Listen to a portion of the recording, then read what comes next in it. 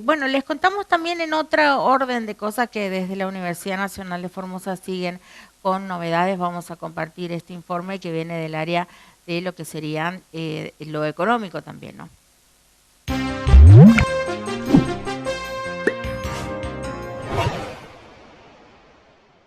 Mi función, entre otras cosas, es em, todo lo referido a la liquidación del impuesto a las ganancias, ¿no?, de nuestros trabajadores, docentes y no docentes, es decir, que son impuestos a las ganancias de cuarta categoría, que es lo que establece la ley de impuesto a las ganancias. Y bueno, y acá ya comienza directamente la controversia, ¿no? Bueno, cuando uno era estudiante y estudiábamos lo que era el impuesto a las ganancias y cuál era el objetivo principal del impuesto a las ganancias, era un impuesto aplicado de manera provisoria o con un tiempo, con una fecha de vencimiento, ¿no? Y era en principio aplicado a los CEOs, a las personas que tenían realmente unos rangos o cargos en las instituciones y empresas muy importantes y con salarios muy elevados. ¿Qué sucedió con el pasar y el transcurrir del tiempo? Este impuesto aplicado al salario de los trabajadores no se fue actualizando, lo que hizo que con el tiempo y con los años el impuesto realmente abarque a una extensión de la población enorme y bueno, y toque realmente el bolsillo de todos los que trabajamos, no solo en la universidad, sino en las empresas, todos los que son empleados en relación de dependencia.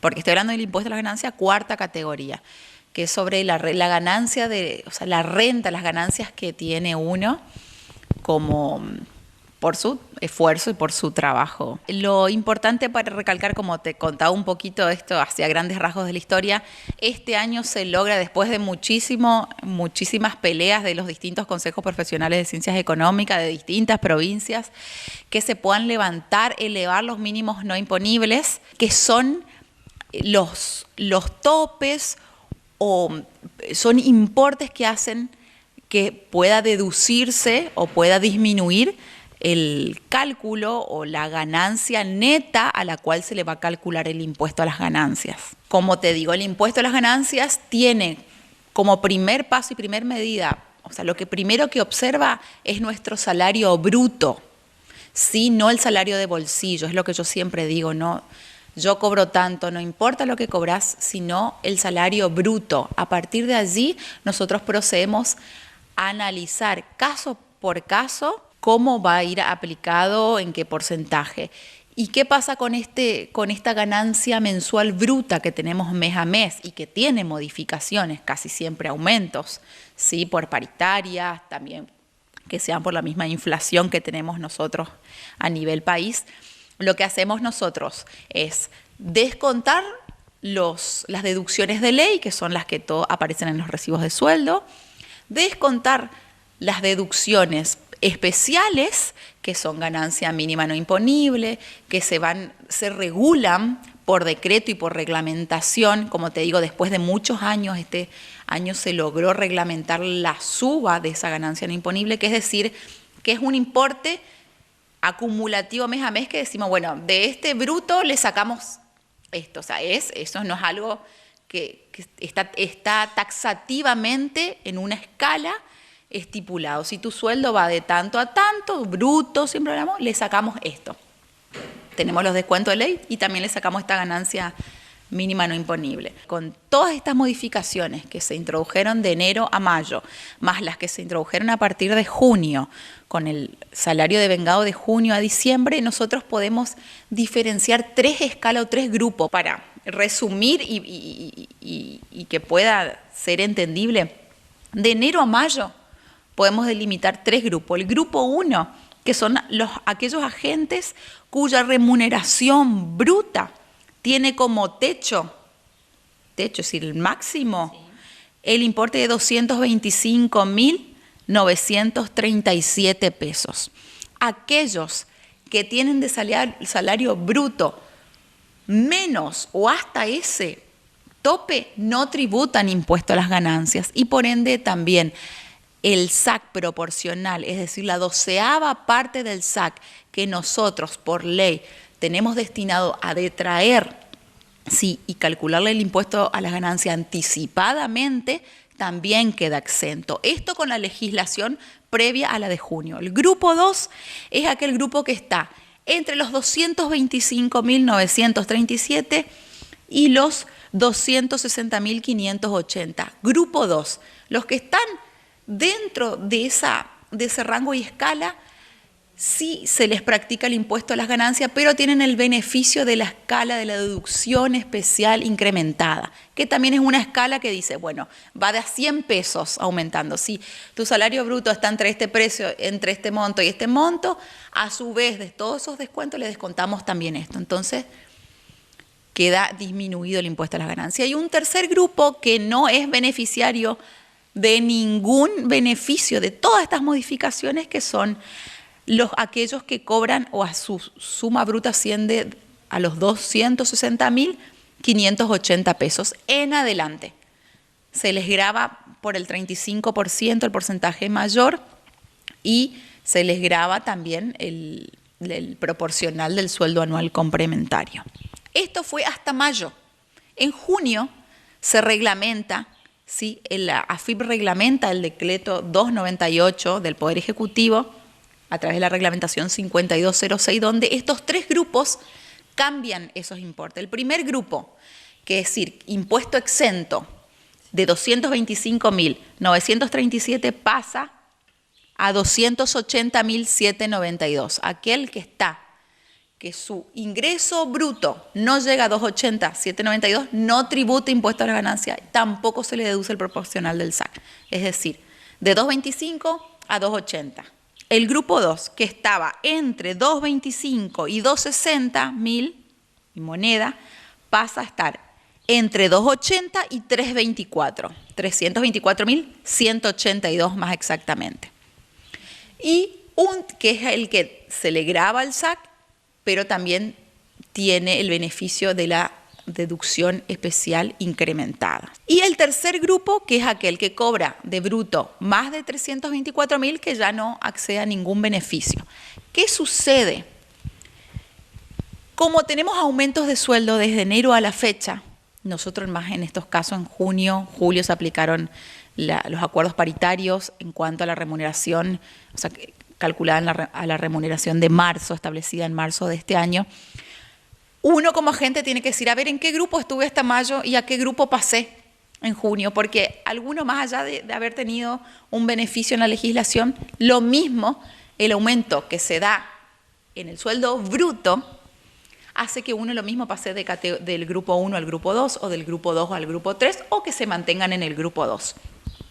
O que bajen no hay ningún caso que bajen de grupo. ¿Qué pasa? A su vez, ¿qué se sancionó en la reglamentación?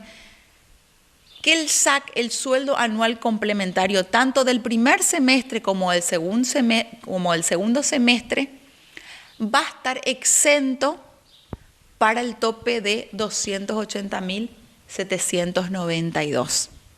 ¿Qué sucede? De enero a mayo nosotros fuimos detrayendo para los que estaban fuera del primer grupo, pero cuyo tope era 225. Sí. Entonces, eso hay que descontarle, o sea, es un beneficio, porque por única vez el tope en vez de 225 pasa a 280.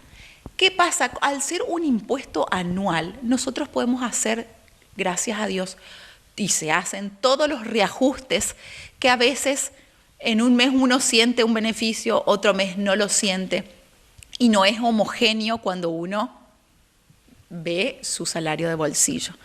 Pero no es una cuestión atinente ni a la universidad ni al SIM, ¿por qué? Porque nosotros trabajamos a través del SIU, que es una comunidad que trabaja a través de un sistema mapuche, que trabajamos en comunidad, no de manera aislada, donde todas las modificaciones introducidas por la AFIP, que ojo, las decretan en una fecha, las reglamentan en otra fecha y se las puede introducir en otra fecha, casi nunca se puede homogeneizar, porque siempre son beneficios retroactivos o no beneficios retroactivos, o que se aplican o que evitamos aplicar beneficios si no tenemos seguridad en el sistema, si no se hacen los controles pertinentes. Lo importante es saber que el impuesto es anual, que todo lo que se le deduce al empleado, docente y no docente, va a las arcas de la AFIP, todo lo que se deduce se declara y va a las arcas de la AFIP, así que hay casos en los que pueden llegar a tener mayor deducción, entonces el mes posterior van a tener una menor deducción y se reajusta a nivel anual para que cuando termina el año fiscal, que termina en el año subsiguiente, los primeros meses, lo que se detrajo, por lo menos por lo que declara cada empleado, de un importe de 0.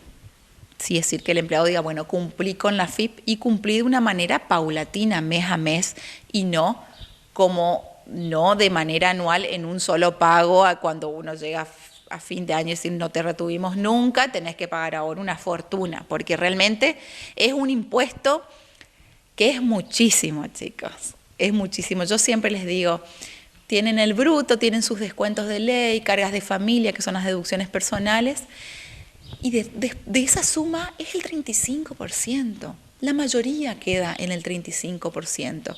La escala va del 5 al 35. No existen esas escalas anteriores. Y es mucho. Entonces, la recomendación que nosotros le damos a todos, uno cuando cae en este grupo 2 y grupo 3, ¿sí?, debe intentar, si las condiciones se dan y en su caso particular, presentar el CIRADIC trabajador. Siempre nosotros buscamos eso, también desde mi área. Muchos compañeros conocerán que yo a veces los llamo por teléfono y digo, vos podés presentar, yo sé que tenés carga de familia, yo sé que tenés una empleada doméstica, yo sé que estás alquilando, presentá, y los llamo y bueno, y lo hacemos y los asesoramos. Siempre es recomendable que puedan tener un profesional contable que pueda asesorarlos de la mejor manera. Algunos se animan a hacerlos de manera particular. ¿Qué es el CIRADIC trabajador? Es una declaración jurada que recomendamos se haga de manera mensual. Uno tiene que tener CUIL y clave fiscal, entrar a la página de AFIP, descargar ese servicio CIRADIC trabajador, completar los datos del empleador, quién es tu agente de retención, porque si hay gente que tiene más de un trabajo en distintas dependencias, puede elegir quién le va a retener, si le retiene la universidad, si le retiene algún otro organismo. Y ahí puede realizar todas las cargas de familia que son siempre descendentes, es decir, uno puede presentar desde un cónyuge, que ya no tienen que estar casados, pueden ser convivientes o registrados civilmente, que es la otra, el conviviente inscripto, y tenés también el conviviente que no está inscripto, que es aquel que lo acredita a través de un juzgado de paz. Hay muchas opciones que da el sistema, como también los hijos biológicos, los hijos adoptivos, los hijos con discapacidad. Todos aquellos pueden ser deducidos para pagar menos impuesto a las ganancias. También tenemos otras deducciones que son, por ejemplo, las cuotas de una prepaga. Si uno paga una obra social que le descuentan por el recibo de sueldo, pero tiene que pagar un adicional, ese adicional lo introduce para mermar el impuesto a las ganancias. Todo del formulario 572, que lo ideal es que uno lo presente mensualmente, entonces hace a que el sueldo sea más homogéneo. ¿Sí? Porque si uno hace la presentación por ejemplo, en el semestre en julio, que lo puede hacer retroactivo a enero, porque hablamos siempre que es un impuesto anual, y uno puede cargar beneficios retroactivamente en enero. Obviamente en julio tal vez no paga impuesto a la ganancia y dice, ay, no pago, pero porque tus novedades fueron en ese semestre y después ya otra vez volvés a pagar. Entonces lo ideal es todas las novedades que uno tiene las va cargando mes a mes, bimestralmente con mucho. Como te dije, la cuota de una prepaga, el seguro de vida, los gastos médicos, algunos gastos médicos, si uno va a un psicólogo, le cobran plus en el odontólogo y tienen que pedir facturas y esas facturas se cargan, que son facturas B o C, recibos, facturas o recibos. Tenemos donaciones, todas las donaciones que uno hace con tarjeta de crédito, que te llaman de fundación tanto, quiere colaborar y uno, bueno, dice sí, 300, 400 pesos o lo que sea, lo puede hacer. O si hace una donación en el año, también la puede cargar siempre que tenga el comprobante para cargarlo, ¿no? Gastos médicos, intereses de préstamos hipotecarios, ¿sí? Seguros de vida que uno paga cuando paga una cuota de un auto. Hay que buscar el concepto de los alquileres para casa-habitación, si uno está alquilando y vive con su familia. Empleadas domésticas también.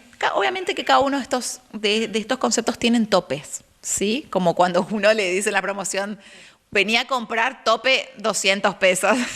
Bueno, algo así. Es lo que la AFIP aplica. Por eso de la culpa acá siempre decimos la AFIP, que es, bueno... Lo importante es que pueda saber el trabajador, docente o no docente, que este aplicativo es importantísimo incorporarlo. Y también tenemos gastos de indumentaria y equipamiento donde uno puede descontar servicios, gastos de combustible, indumentaria, todo lo que tenga que ver para la utilización de la jornada laboral. Esto se implementó en época de pandemia. ¿Por qué? Porque trabajábamos desde nuestro domicilio. Entonces vos adquiriste una computadora, adquiriste un servicio distinto tal vez de internet, más horas de celular, de servicio. Entonces todos esos servicios se pueden deducir hasta hoy en día, hasta que AFIP diga que no creo, porque nunca suelen ir para atrás. Entonces se pueden deducir y a eso siempre hacemos hincapié. Que se animen, que hagan esta carga, que se asesoren.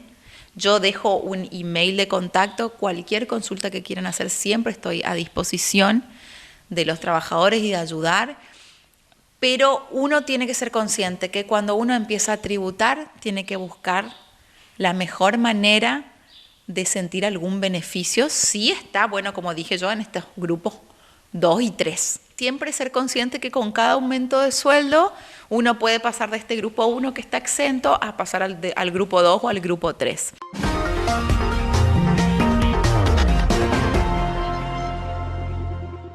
Bueno, en estos tiempos de nuestra economía más que sensible, interesante compartir estas noticias, ¿no? Que en este caso por el equipo de la Dirección de Prensa y Comunicación de la universidad siempre nos suelen acercar y nosotros difundimos como hacemos con todos los espacios, ¿no?